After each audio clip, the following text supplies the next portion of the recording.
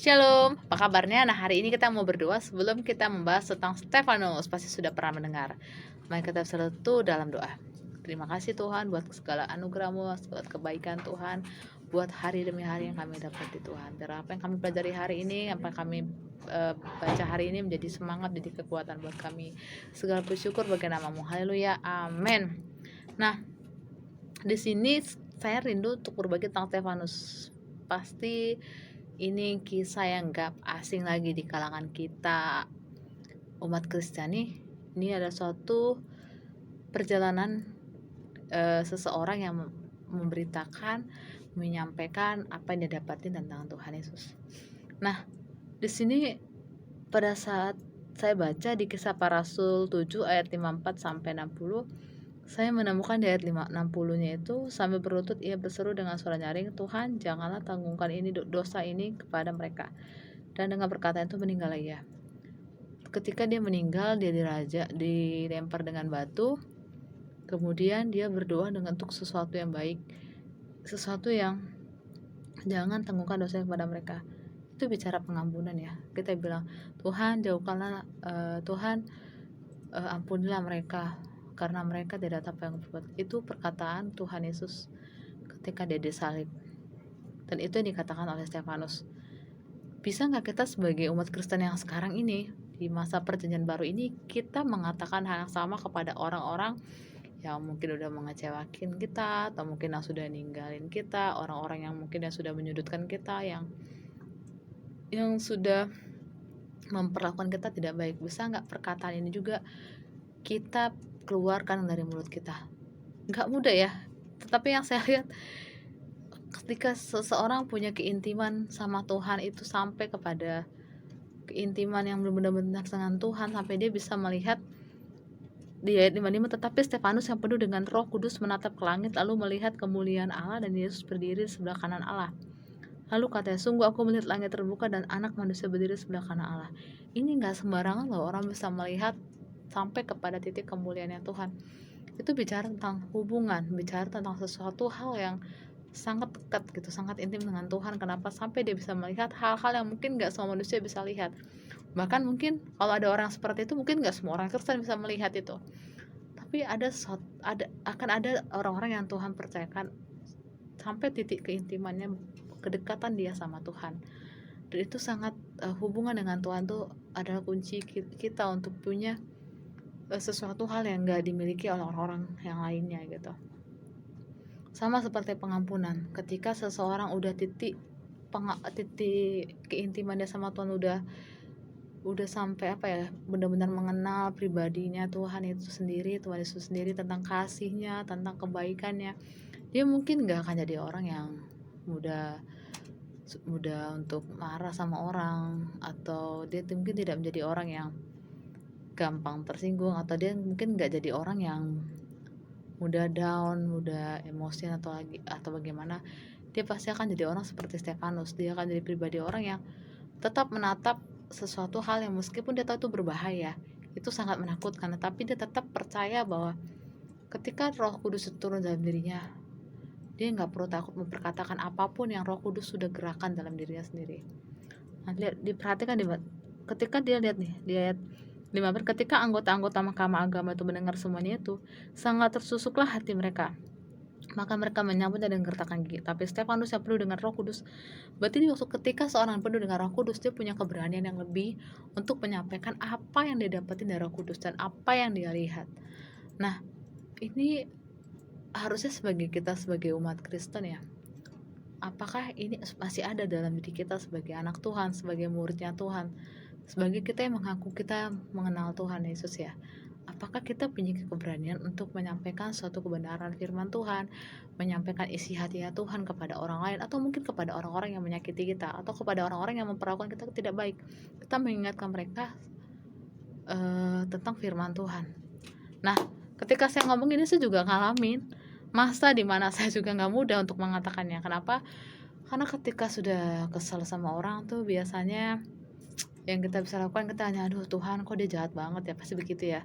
Atau mungkin ketika orang itu memperkatakan yang gak baik, ih kok gitu ya omongannya gitu.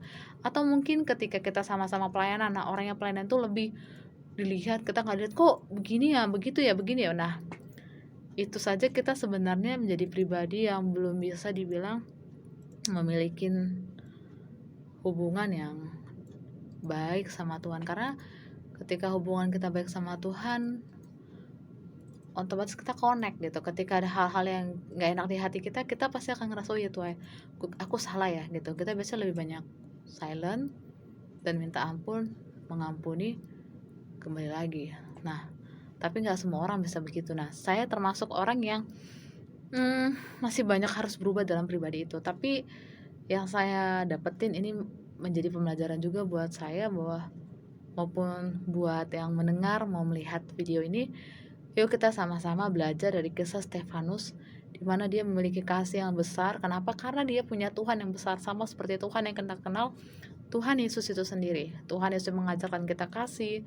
Tuhan Yesus mengajarkan bagaimana dia ketika dia mengalami aniaya, ketika dia mengalami ejekan, ketika dia diludahi, ketika dia diperlakukan gak adil, ketika bajunya itu sampai jadikan undi. Tuhan Yesus gak melihat mereka dengan memandang mereka dengan dendam. Wah, lihat nanti ketika kamu di surga ya. Wah, lihat nanti kamu. Nggak, Tuhan gak bisa. Tuhan malah bilang, Bapak, mereka gak tahu apa yang mereka perbuat. Itu titik kasih yang gak terbatas oleh apapun. Dan Stefanus juga melakukan hal yang sama. Nah, ketika saya bagikan ini mengoreksi saya juga. Saya belum sampai ke tahap itu, jujur. Saya belum sampai ke tahap itu, tapi biarlah ini menjadi pengajaran, menjadi ingatan buat kita bahwa ketika kita mengaku Yesus adalah Tuhan, dan Tuhan adalah Tuhannya kita, Tuhan Yesus Raja, Tuhan Yesus adalah guru kita, Tuhan Yesus adalah sahabat kita, seharusnya kita ngikutin apa yang dilakukan oleh Tuhan Yesus. Ketika dia bilang pengampunan yang tanpa batas, ya harusnya kita juga melakukan hal yang sama, pengampunan tanpa batas. Meskipun gak mudah ya, tetapi saya percaya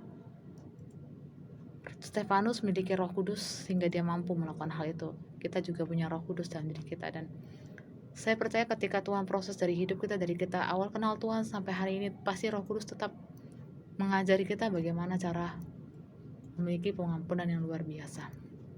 Nah, biarlah di kisah para rasul tentang Stefanus ini mengajarkan kita untuk menjadi pribadi yang lebih berhikmat, lebih lagi untuk memiliki hubungan dengan Tuhan.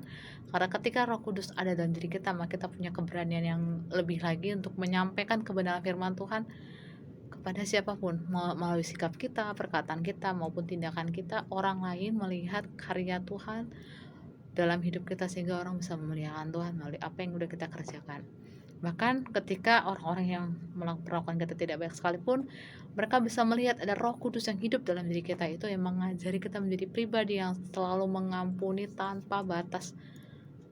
Walaupun itu gak mudah, tetapi saya tetap percaya kalau Stefanus bisa ngalamin pengampunan seluar biasa ini, padahal dia manusia biasa ya, beda dengan Tuhan Yesus. Stefanus itu orang manusia sama seperti kita. Titik dimana dia dilempar, dia masih bisa bilang bahwa janganlah tanggungkan dosa ini kepada mereka. Dan ketika kita ngalamin hal seperti Stefanus, kita ngalamin gak adil, kita diperlakukan gak baik, kita bisa bilang, Tuhan, aku mengampuni dia, karena Tuhan sudah mengampuniku terlebih dahulu. Ketika kita melihat bahwa kita sudah diampuni, mungkin kita akan lebih mudah untuk memaafkan orang itu. Kenapa? Karena kita tahu seberapa besar apa yang udah kita lakukan sepanjang hidup kita. Dosa kita juga besar. Jadi untuk kita bisa mengampuni orang lain, mungkin kita lebih banyak koreksi diri, karena kita juga banyak dosa yang Tuhan ampuni. Baiklah, dari sisi firman Tuhan ini, saya rasa kita semua belajar sebagai umatnya Tuhan untuk menjadi pribadi yang lebih intim lagi sama Tuhan. Terima kasih Tuhan buat hari ini. Kami mengucap syukur buat apa yang kami baca tentang Stefanus. Tuhan, ketika dia dilempar pakai batu, dia masih bisa bilang, jangan sampai ditanggungkan kepada mereka ya Tuhan. Sama seperti Tuhan Yesus ketika Tuhan disalib, Tuhan bilang, Bapa, ampunilah mereka nggak tahu apa yang mereka buat. Tuhan, Engkaulah teladan yang baik buat kami. Meskipun gak mudah untuk melakukan apa yang seperti Tuhan Yesus lakukan, Stefanus lakukan, berkata-kata yang baik, memberkati orang-orang sekitar kami. Tapi kami percaya Tuhan ada Roh Kudus Tuhan yang selalu membantu kami, yang selalu menguatkan kami, yang selalu mengingatkan kami untuk kami menjadi pribadi seperti Tuhan Yesus. Bapa, Pimpin kami Roh Kudus, kami butuh Engkau ya Roh Kudus, untuk memberikan kami kekuatan untuk bisa mengampuni, kekuatan kami untuk bisa melihat segala sesuatu yang baik, dan ajar kami juga untuk kami melihat bahwa kami pun butuh pengampunan dari Tuhan setiap hari dalam hidup kami, sehingga kami tidak sempat untuk menghakimi orang lain. Terima kasih ya Tuhan, segala puji syukur bagi namamu, haleluya, amin. Biar firman Tuhan menjadi semangat dan kekuatan kita. Tuhan Yesus berkati.